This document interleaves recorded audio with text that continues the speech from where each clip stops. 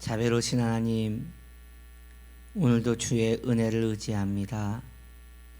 이 신년 초에 하나님을 바라보며 주께 긍휼을 입기를 원하는 영혼들에게 생명으로 충만함을 얻게 하옵소서.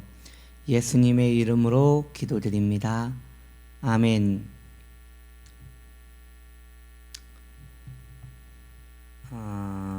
자, 오늘 말씀 봅시다.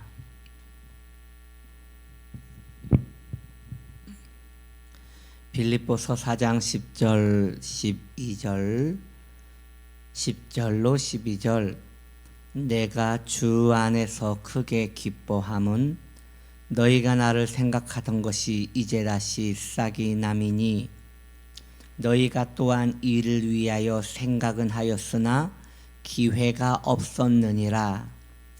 내가 궁핍함으로 말하는 것이 아니니라. 어떠한 형편에든지 나는 자족하기를 배웠노니 나는 비천에 처할 줄도 알고 풍부에 처할 줄도 알아. 모든 일 곧 배부름과 배고픔과 풍부와 궁핍에도 처할 줄 아는 일체의 비결을 배웠노라. 아멘. 오늘은 빌립보서 4장 10절로 12절 말씀에 대한 마지막 시간입니다. 바울은 그리스도 안에서 항상 기쁨과 만족을 찾는 법을 배웠습니다. 우리는 예수님께 의지하는 법을 배워야 할 것입니다. 그리고 그것을 배우기 위하여 예수님에 대하여 아는 법을 배워야 합니다.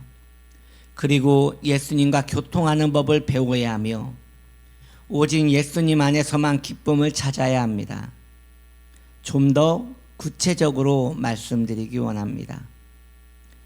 예배를 사랑하여 예배를 통해서 하나님을 만나는 분들이 있을 것입니다. 아주 아름답고 복되신 분들이지요. 그러한 분들은 그럼에도 불구하고 생각하셔야 합니다. 내가 예배를 못 드리는 날이 오면 어떡하지? 내가 교회를 가지 못하는 날이 오면 어떡하지? 내가 그러한 날에도 하나님 안에서 만족할 수 있을 것인가? 이걸 생각해야 하는 것입니다. 한 가지 더 말씀드립니다. 신앙생활의 즐거움을 경건독서를 읽으시면서 풍성한 유익을 얻는 분이 계실 것입니다. 아주 복된 신앙 습관입니다. 참 복된 신앙 규칙이지요. 그런데 그분들도 생각하셔야 합니다. 내가 점점 눈이 침침해지고 이제는 돋보기를 써도 눈이 아파서 글을 읽지 못할 때가 온다면 그때에도 나는 하나님 안에서 기쁨을 누릴 수 있을 것인가? 그러한 영적인 도구가 없더라도 나는 하나님을 바라보며 그 안에서 만족할 수 있을 것인가? 이처럼 우리는 모든 상황을 상상할 수 있어야 하는 것입니다. 그리고 그 상황에서도 기뻐할 수 있는지 자신을 또한 점검해 봐야 하는 것입니다. 왜냐하면 성도는 모든 상황 속에서도 나를 떠나시지 않을 주님으로 기뻐할 수 있는 사람이어야 하기 때문입니다. 할렐루야.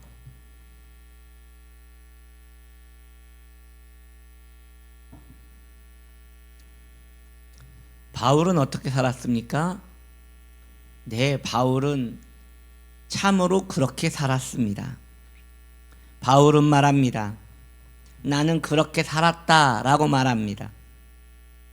우리는 바울에게 묻습니다. 언제 그렇게 사셨습니까? 사도요.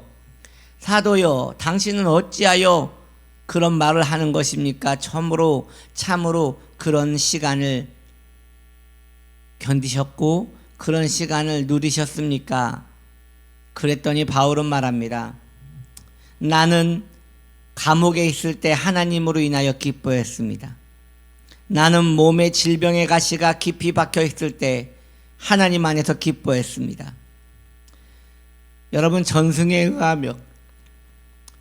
의하면 바울은 교수형으로 사형을 당했다고 합니다. 성경에는 나오지 않지만 바울은 칼 위에 목이 올라간 상황에서도 틀림없이 하나님을 기뻐하고 그 시간에도 주님을 바라보며 충분히 만족하는 시간을 가졌을 것입니다. 아멘. 저는 그럴 거라고 확신합니다. 우리도 그래야 합니다. 우리도 그러해야 합니다. 그것이 바울이 말하는 일체의 비결인 것입니다. 그리고 이 비결은 바울 한 사람만을 위한 것이 아니며 우리를 위해서 준비된 하나님의 선물인 것입니다. 모든 그리스도 안에 있는 자들을 위한 유익이라고 성경은 말하고 있기 때문입니다. 물론 우리가 지금은 그렇게 살지 못할 수 있어요. 아마도 그렇게 못 살고 계시겠지요. 그런데 바울도 처음에는 그렇게 못 살았다고 말합니다. 그러나 점점 그 비결을 배웠노라고 말하고 있습니다. 우리도 지금은 그렇게 하지 못하고 있으나 점점 그러한 날을 소망해야 할 것입니다. 그리고 결국 우리도 바울처럼 모든 일에 일체의 비결을 배웠습니다. 이제 저도 그렇게 살아갈 수 있습니다 라고 고백할 날이 우리에게도 다가오고 있음을 믿고 또 그런 삶을 살아내도록 깨어 있어야 하는 것입니다. 한번 이 설교를 들으면서 생각해 보십시오. 내가 제일 견디기 힘든 시간은 어떠한 시간이지? 생각해 보십시오. 언제가 여러분의 감정이 요동치는 시간입니까? 언제가 마음이 근심이 폭주하여 그것으로 내 마음을 다스리지 못할 때가 언제입니까? 자존심의 문제입니까? 누군가가 나에 대하여 안 좋은 이야기를 했을 때, 그것을 들었을 때, 그걸 돌려들었을 때 그때가 힘드셨습니까? 아니면 통장의 잔고의 문제입니까?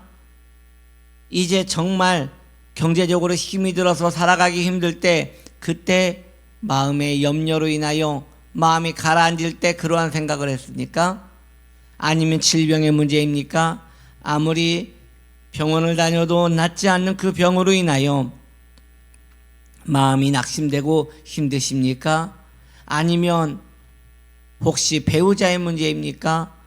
오랜 시간 같이 살았지만 결단코 변치 않는 그 완고한 마음에 내 마음이 상하도다라고 하며 그 마음의 우울함이 계속 흘러가고 있습니까? 여러분, 직장의 문제입니까? 나는 직장의 관계 속에서 너무 힘이 들도다, 아니면 내 일과가 너무 과중하여 힘이 들도다 라고 생각하고 있습니까? 여러한 문제 가운데 우리에게 얼마든지 그러한 문제들이 산재해 있음을 우리는 알고 있습니다. 그렇지 않습니까, 여러분? 그러한 일들이 우리에게 없으면 좋겠으나 언제라도 있을 수 있습니다. 또한 그 시간은 점점 축적되어 우리에게 계속 일어날 것이며 더 많이 과중될 것입니다. 누군가는 말합니다. 이제 내 인생의 은퇴 때가 가까우면 나는 편하겠지. 여러분, 은퇴하신 분들에게 묻습니다. 편하십니까? 아마 안 그럴 거예요. 또 어느 분은 그렇습니다. 내가 이 정도 모아놓으면 괜찮겠지. 그분들에게 묻습니다. 정말 편하십니까? 아닐 거예요. 틀림없이 그분들에게도 인생의 염려는 끊임없이 그분들을 좀먹듯 마음을 갉아먹고 심령을 상하게 할 것입니다. 그러할 때 어떻게 해야 합니까? 바울은 묻습니다.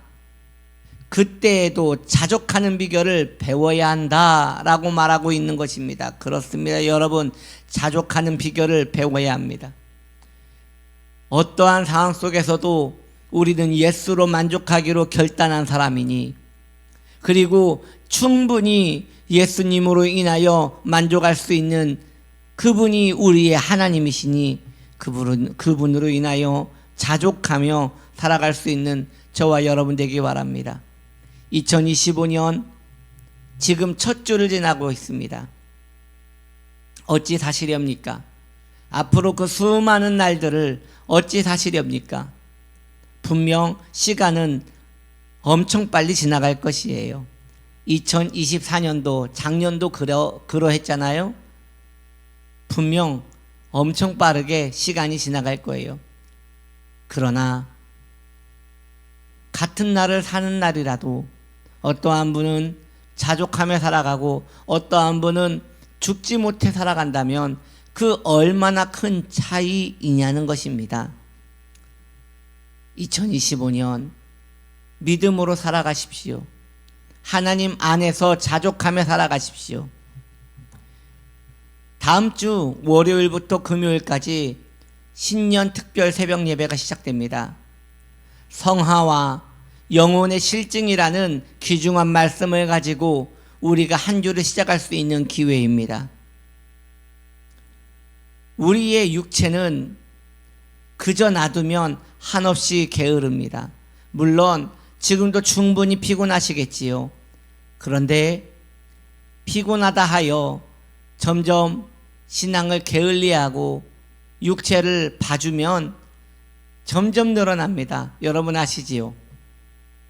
잠은 잘수록 늘고 게으름은 시간이 갈수록 더 많아짐을 말이지요. 어차피 천국 가기 위하여 기다리는 육체입니다. 이 육체 아끼지 말고 더 주를 위하여 쏟아부을 수 있는 우리의 영혼 되기를 바랍니다. 그렇게 한 해를 기도로 시작하여 믿음으로 사는 자는 하늘 위로 받습니다 라고 고백할 수 있는 저와 여러분 되시기를 예수님의 이름으로 축원드립니다. 아멘. 기도합시다. 내일 일은 난 모릅니다. 그러나 우리가 확실히 알 수 있는 것은 주님 나와 함께 하신다는 것입니다. 이 믿음 가지고 살아갈 수 있는 우리 귀중한 성도님들 될 수 있도록 도와주시옵소서. 예수님의 이름으로 기도드립니다. 아멘.